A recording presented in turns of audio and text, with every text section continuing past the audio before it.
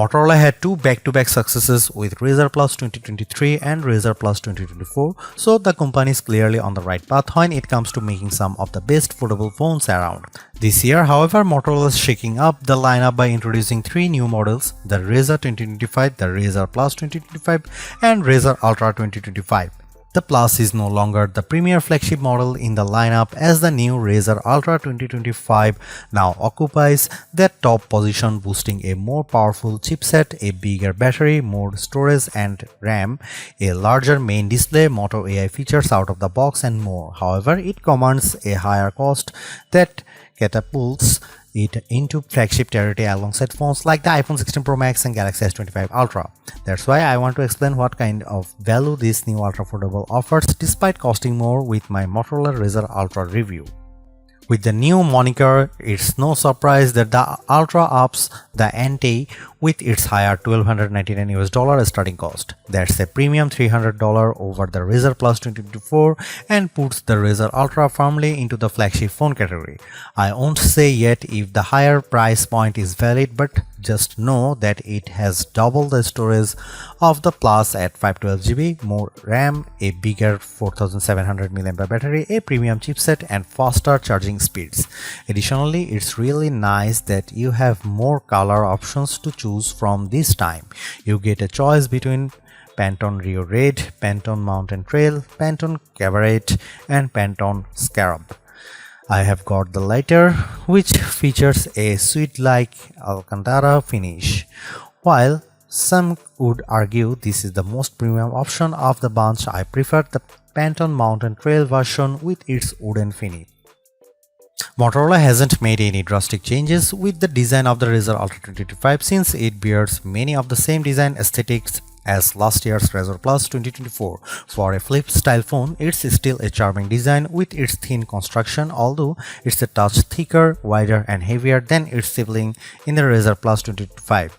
The hinge, though, feels more substantial because it's reinforced with titanium. In addition to the gapless design as before, the crease in the middle of the display isn't as deep as before, even if it's still visible at just the right angle. More importantly, I really like the snappier response of the hinge, which is not as stiff as last year's Razr Plus 2024.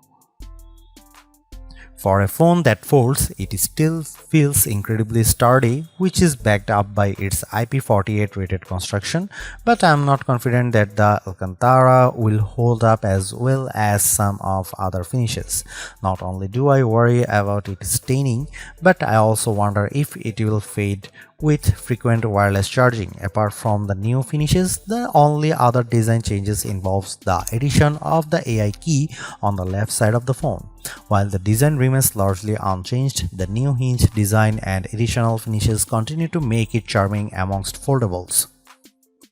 It's a minor size upgrade in my opinion, but the Razr Ultra 2025 now packs a 7-inch Super HD AMOLED display. That's a mere 0.1-inch increase over display size in the Razr Plus 2024 and 2025. First of all, I will say it's a good looking display complete with wide viewing angles, bright colors, and tons of details.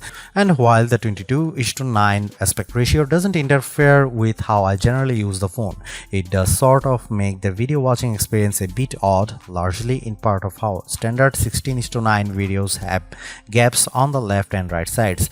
I could perform a zoom to get videos to fill the entire screen, but then it crops a lot of the top and bottom.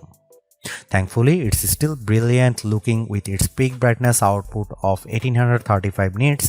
This actually comes up short compared to the record-setting mark of 2158 nits achieved by the Razr Plus 2024, but it's still incredibly bright by today's standards. In fact, few phones have exceeded 2000 nits in our lab testings.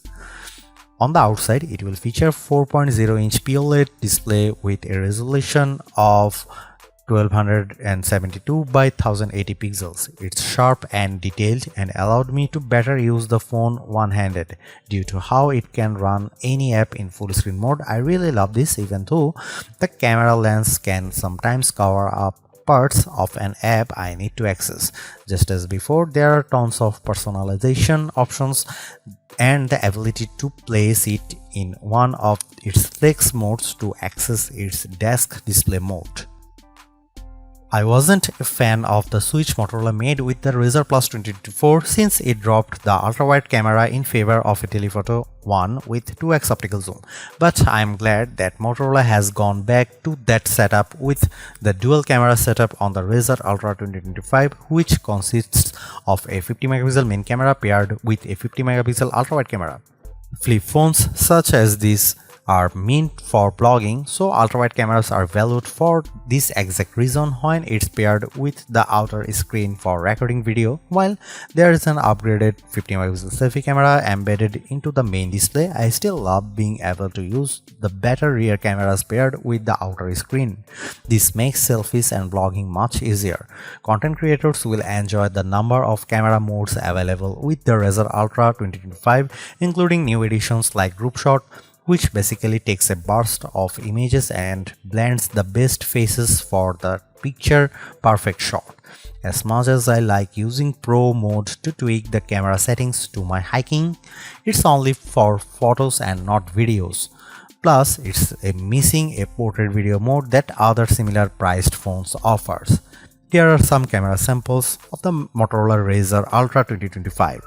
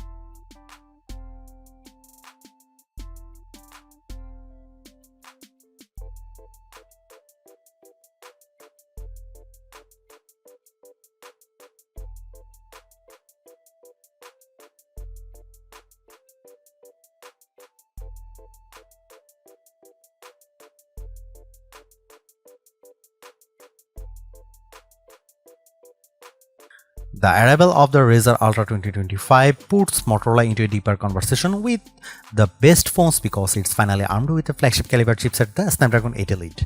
I'm not surprised by how much of a difference this makes because I have seen the benchmark scores put up by other phones, but it definitely makes the Razr Plus 2025 the most powerful foldable phone in our tested to date.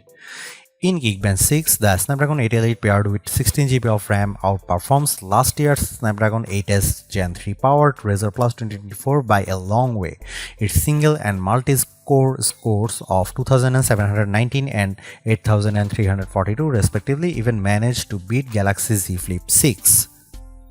There's also a remarkable GPU performance boost as well, nearly doubling the frame rate that the Razr Plus 2024 achieved with 3D Mark's Wildlife Unlimited test. The 73.74 FPS average frame rate pulled in by the Razr Plus 2024 isn't too shabby, but the Razr Ultra managed 145.32 FPS running the same test.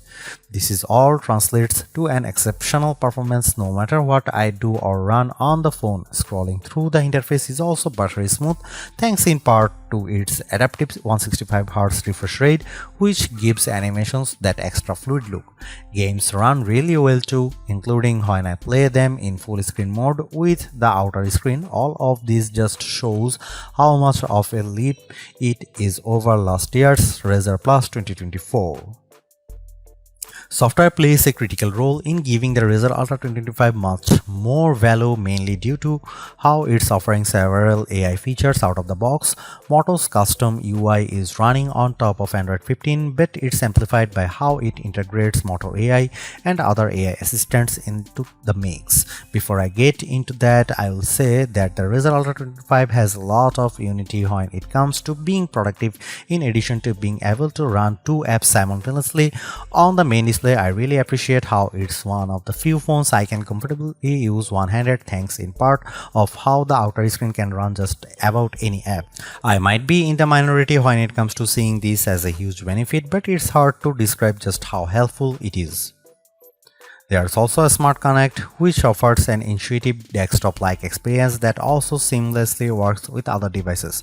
Essentially, it's Motorola's version of Samsung DeX, but it works entirely through a wireless connection, from being able to access apps and files stored on the Razr Ultra 25. Smart Connect can even allow me to cast a virtual version of the phone on my Windows 11 laptop. This is all fantastic, but I just wish it could work through USB-C as opposed to doing it just wirelessly. With a wired option, I would be able to directly connect my X-Real AR glasses to it for an even better experience. I am even happier to see that Motorola's in the AI race now, because Motorola AI is available right from the start. The company's been working on this for a while now, starting off as a beta with the Razr models last year and finally revealing it in full here. Some of the Moto AI tools can be quickly launched by pressing the dedicated AI key on the side of the phone, but the full suite is accessible by running the dedicated Moto AI app. These Moto AI tools consist of Catch Me Up, Pay Attention, and remember this: Catch Me Up uses AI to give me a helpful summary of my notifications. Pay Attention is a voice recorder that will transcribe and summarize recordings, and remember this allow me to save screenshots, photos, and more for me to recall later. Over on the creative side, I really like the suite of tools that Moto AI offers, which is more or less the same stuff I have seen with Apple Intelligence, Galaxy AI, and Google AI. For example, Image Studio lets me generate images through a text prompt, which I am happy to say manages to create realistic images when I asked to generate Teenage Mutant Ninja Turtle fighting black cats. Meanwhile, Sketch to Image uses AI to take my crude drawings and generate finer, more detailed images. However, many of other AI-assisted photo editing tools I have come to use aren't handled by Moto AI at all. Instead, it leans on Google Photos to perform tasks such as removing unwanted subjects and re-imaging images. Likewise, it also incorporates Google Gemini and Perplexity to perform more advanced requests, but you only have access to them for 3 months, which you will then need to pay subscriptions to continue accessing their advanced features. I'll give Motorola credit for bringing these AI tools and assistants to the Razr Ultra 2025, but it's playing catch up. For example, it doesn't create richer document outlines and summaries with Pay Attention as I have seen with the Note Assist with the Galaxy S25, nor does it have anything remotely close to the call screen function of the Pixel 9. Despite this, it's a good starting point for keeping the Razr Ultra 2025 in the game when it comes to AI features. It just needs more of them at this point to match the utility that its rivals offer. At the same time, I am disappointed that Motorola still keeps to 3 years of software support, which is laughably short compared to other phones. I have yet to commit long term to using a flip style phone, but the Motorola Razr Ultra 2025 is making a strong case to make me ditch my Galaxy Z Fold 6. That's because this compact ultra-sleek foldable phone is turbocharged in nearly every way over last year's Razr Plus 2024. Like I have said already, it's the most powerful and longest lasting foldable phone I have come across. On other note, I also love how it goes back to main and ultra-wide camera setup, which is powerful combo for creators. I just wish there are more video-centric modes to really make more use out of it. At the same time, the new Moto AI features help to diversify its experience, but it doesn't come close to matching the robust set offered by the Galaxy Z Flip 6. There's definitely still a lot more that Motorola could do to bring it to the same level, but it's not here in the current iteration. Most of all, I'm torn about the higher cost. It's a big step up over past models and sets a precedent for everything else. Price increases are inevitable, but this is just a bigger jump than what I anticipate shelling out for a flip style phone. It's not perfect, but the Razr Ultra 2025 is steering in the correct direction by entering the AI conversation, all while making marked improvements just above everywhere.